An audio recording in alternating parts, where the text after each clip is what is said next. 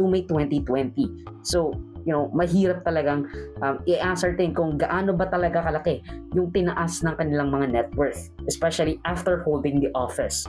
Isa pa, si Senator Bongo, according to his SALN kasi, 32 million pesos ang kwarta niya.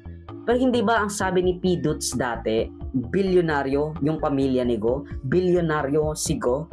We do not get any money. We are not interested in that. Para sa alaman ninyo, you can stop your suspicious mind from roaming somewhere else. I am not surprised that your articles are also fake. Bongo intervenes in the 15 billion. Who gave you idea he can intervene? Alam mo, hindi ako mag-ibang pero bilyonaryo to. Sa totoo lang. Putakin dapat, tanongin niyo kung sino yan. Uy, ito mga ganito. It seems to appear na intervening because of what money?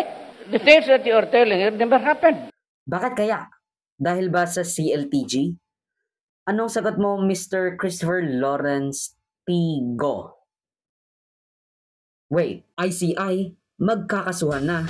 Villanueva, ligtas pa ba? Well, we expect this kind of action naman. Because that's the mandate of the ICI. They have been meeting a lot of people and investigating for the past almost 2 months. So the output, I think, is very welcome. So we can work on them as cases already.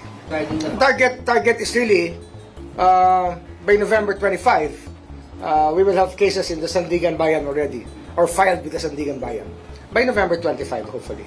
Ayan ang sinabi ni Ombudsman Remulla regarding the findings submitted by the Independent Commission for Infrastructure para sa 6 na nirekomendang kakasuhan. Those being the embattled former DPWH Undersecretary Robert Bernardo. Maynard Ngu and I are close friends, and we go years back. He is also a close friend and campaign contributor of Senator Chis Escudero. Senator Revilla asked for a commitment, which I suggested. Then he approved at 25% of the total amount of the projects indicated in the list sometime in the year 2020.